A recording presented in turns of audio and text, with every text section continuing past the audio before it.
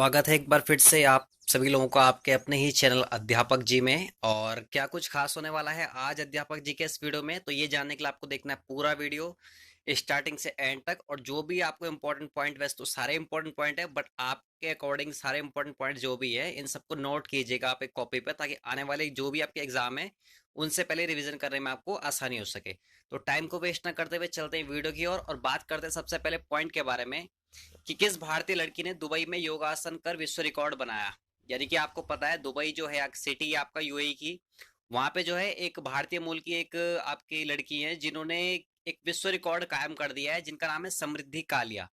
और इन्होंने विश्व रिकॉर्ड जो है किस फील्ड में बनाया, तो इनसे जुड़ा हुआ फैक्ट ये है कि इन्होंने 3 मिनट में एक छोटे से डब्बे यानी कि बॉक्स के अंदर जो है 100 किस्म की ये योगासन करे।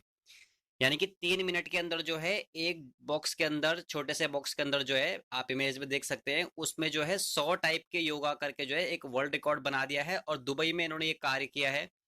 और समृद्धि कालियन का नाम है, आपको नाम याद रखना है। उसके बाद छोटे से फैक्ट के बारे में बात करें, इसमें जो एड ऑन फैक्ट है कि दुबई जो है वो यूएई का एक शहर है, यानी कि यूनाइटेड अरब ऑफ एमिरेट्स जो आपका है उसका एक शहर है दुबई। और ये किस चीज के लिए फेमस है, तो बुर्ज खलीफा एक टावर है यहाँ पे, उसके लिए ये फेमस है। तो आपको एग्जाम में पूछा जा सकता है कि बुर्ज खलीफा जो है कहाँ पर स्थित है, तो दुबई में।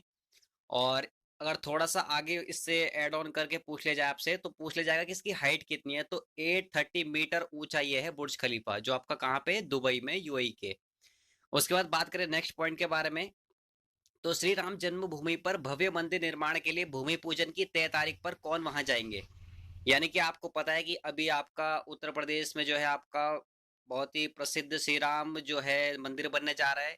और श्री राम जन्मभूमि पर इस भव्य मंदिर के निर्माण के लिए जो है अब एक तिथि तय हो गई है वहां पे भूमि पूजन के लिए, उस मंदिर के जो भूमि पूजन के लिए वहां पे तय हो गई है तारीख, जो है आपकी 5 अगस्त 2020। और जो मुख्य रूप से वहां पे जाएंगे उस भूमि पूजन में, तो वो है आपके भारत के प्रधानमंत्री नरेंद्र मोदी जी। और 5 अगस्त 2020 को जो है ये तिथि प्रस्तावित हो चुकी है भूमि पूजन के लिए राम मंदिर की।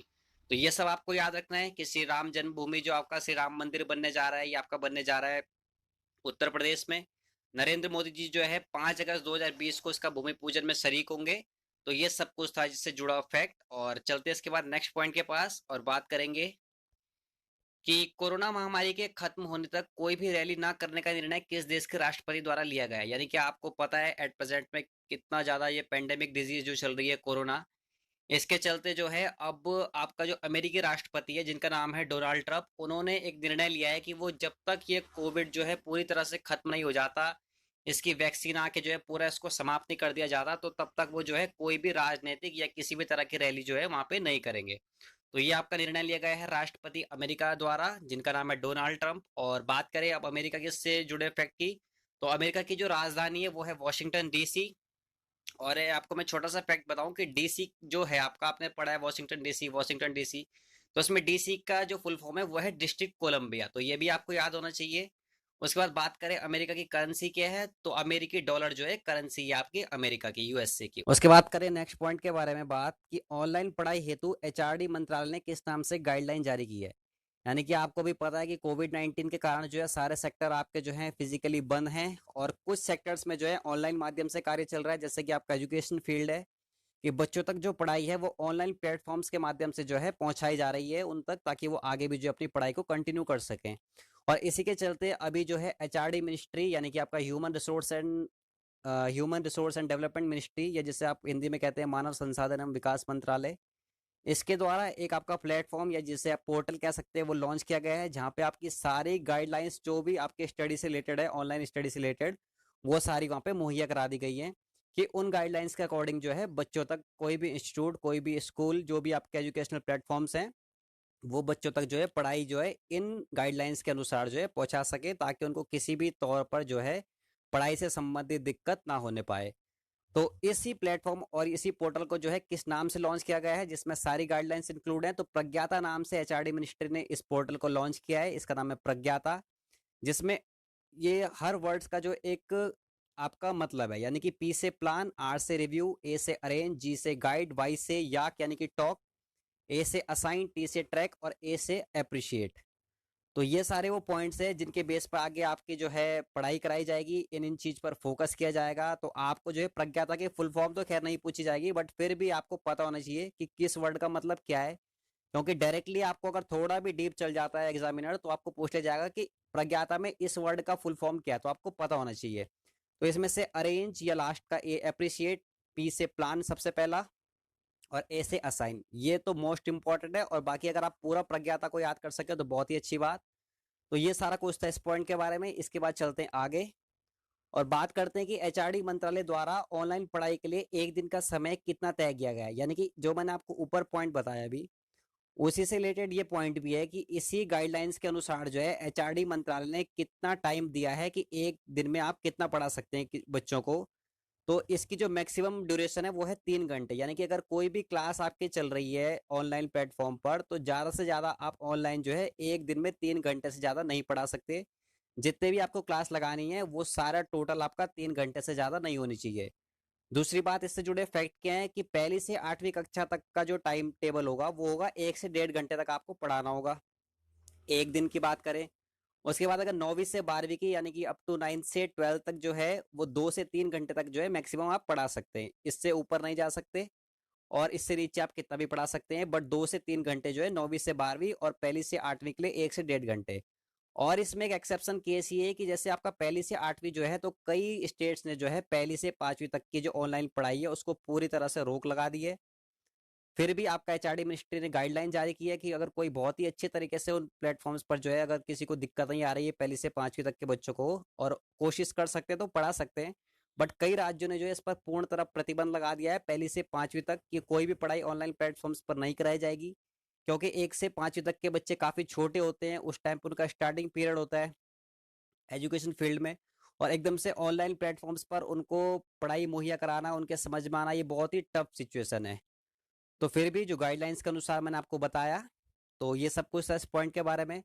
उसके बाद चले आगे और बात करें कि भारतीय मूल के व्यक्ति जो देश सूरीनाम के राष्ट्रपति बने उनका नाम क्या है। यानी कि सूरीनाम एक कंट्री है और दक्षिण अमेरिका यानी कि साउथ अमेरिका कॉन्टिनेंट की कंट्री है सूरीनाम, जिसके आपके भारतीय मूल के राष्ट्रपति कौन बन गए वहां पे, तो चंद्रिका प्रसाद वहां पे जो है राष्ट्रपति बन गए सूरीनाम कंट्री के, जो एक साउथ अमेरिकन कंट्री है। बात करें से जुड़े फैक्ट के बारे में तो इनकी मुद्रा यानी कि करेंसी क्या है, तो सूरीनामी डॉलर यहाँ पे चलती है करेंसी, और राजधानी इनकी है पारामारिबो सूरीनाम कंट्री की। और जैसे कि मैंने आपको बताया कि दक्षिण अमेरिकी देश कॉन्टिनेंट का एक देश है सूरीनाम। चलते नेक्स्ट पॉइंट के पास और बात करते हैं कि हाल ही में किस देश ने चाइना के हुआवे कंपनी के उपकरणों को पूरी तरह से हटाने की घोषणा की है। यानी कि आपको पता है चाइनीज कंपनी है हुआवे, जिसके लैपटॉप्स वगैरह आते हैं, काफी फेमस है वो। और उनके जितने भी अब उपकरण होंगे उसको ब्रिटेन जो कंट्री है उसने पूर्ण तरह उनके सारे उपकरण जो इक्विपमेंट्स थे इलेक्ट्रॉनिक उनको पूर्ण तरह से जो है बंद करने का फैसला लिया है कि अब वो कोई भी जो हुआवे कंपनी है उसके कोई भी पार्ट्स इलेक्ट्रॉनिक पार्ट्स जो है अब यहाँ पे बैन कर दिए गए हैं ब्रिटेन पे। बात करें ब्रिटेन कंट्री की तो प्रधानमंत्री वहां पे है बोरिस जॉनसन। और करेंसी क्या है ब्रिटेन की, तो पाउंड स्टेरलिंग जो है करेंसी आपकी ब्रिटेन की, ये भी आपको याद रखना है। उसके बाद चलते हैं नेक्स्ट पॉइंट के पास और बात करते हैं कि गृह मंत्रालय द्वारा किस पर फेसबुक इस्तेमाल करने की पाबंदी लगा दी गई है। यानी कि आपका जो होम मिनिस्ट्री है अब इसने फेसबुक जो आपका सोशल प्लेटफॉर्म है इस पर जो है रोक लगा दी है अब सीएपीएफ के जो कर्मचारी है इनको यूज करने पर। यानी कि सीएपीएफ के जितने भी आपके कर्मचारी हैं, जितने भी पर्सनल हैं, वो अब कोई भी फेसबुक का इस्तेमाल नहीं कर पाएगा, सिक्योरिटी को देख के नेशन की और उनकी खुद की।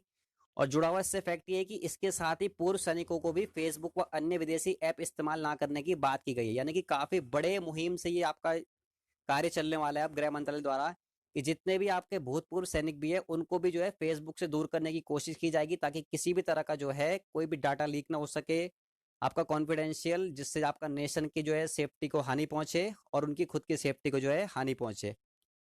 तो इसके चलते जो है सीएपीएफ यानी कि सेंट्रल आर्म पुलिस फोर्सेज जो होती हैं आपकी, सीआरपीएफ, जितने भी काफ़ी आती हैं 6 to 7 उसमें फोर्सेस आती हैं, एसएसबी वगैरह, तो इन सबको जो है अब फेसबुक को इस्तेमाल ना करने की जो है इजाज़त दी है कि आप जो फेसबुक का इस्तेमाल बिल्कुल नहीं करेंगे। और इसके साथ साथ पूर्व सैनिक यानी कि एक्स सर्विस मैन भी जितने आर्मी के पर्सन हैं उनको भी कोशिश की जा रही है कि उनका डाटा कलेक्ट करके उनको भी फेसबुक से दूर किया जा सके। उसके बाद बात करते हैं कि आईसीसी की टेस्ट गेंदबाजी की रैंकिंग में पहला स्थान किस गेंदबाज को हासिल हुआ। यानी कि अभी आईसीसी जो है इंटरनेशनल क्रिकेट काउंसिल, रिसेंटली इसने एक आपका डाटा जारी किया है, रैंकिंग जारी की गई, जिसमें सबसे टॉप पे जो गेंदबाज रहे वो हैं आपके पैट कमिंस। और इनसे जुड़ा हुआ फैक्ट ये कि ऑस्ट्रेलिया क्रिकेट टीम के ये प्लेयर है जिनका नाम है पैट कमिंस, और आईसीसी की टेस्ट बॉलिंग की रैंक में सबसे टॉप पे इनको पहला स्थान प्राप्त हुआ है। उसके बाद बात करें आपका इस वीडियो के लास्ट पॉइंट के बारे में कि भारत के सबसे पहले दृष्टिबाधित आईएएस का नाम क्या है। यानी कि ऐसा नहीं है ये अभी बने, बट ये जो क्वेश्चन इसमें इंक्लूड किया गया है ये क्यों किया गया है मैं आपको फैक्ट के साथ अभी आगे बताता हूँ।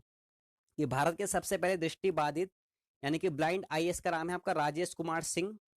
और अभी इनका मैंने इसलिए इसमें इंक्लूड किया है क्योंकि इनको जो बोकारो जिला है, जो आपका झारखंड का एक जिला है बोकारो, जिसको स्टील सिटी ऑफ इंडिया भी कहा जाता है, तो उसके ही इनको उपायुक्त वहां पे नियुक्त किया गया है।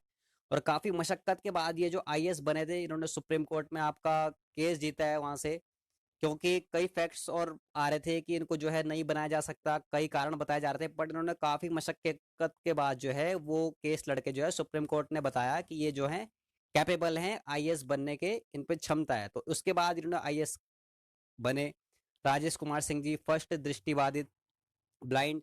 और अब जो है ये झारखंड के बोकारो जिलों के जो है उपायुक्त अब नियुक्त कर दिए गए हैं। तो आज के इस वीडियो में ये सब कुछ था अध्यापक जी चैनल पे। अगर आपको आज का वीडियो पसंद आया तो इसको जरूर लाइक कीजिए। चैनल का नाम है अध्यापक जी, इसको सब्सक्राइब करना ना भूले, और अपना प्यार बरसाते रहे हमारे चैनल पर, हमें सपोर्ट कीजिएगा। तो फिलहाल के लिए आपको मिलते हैं ऐसे इंटरेस्टिंग वीडियो में नेक्स्ट वीडियो में। तो फिलहाल के लिए जय हिंद और धन्यवाद।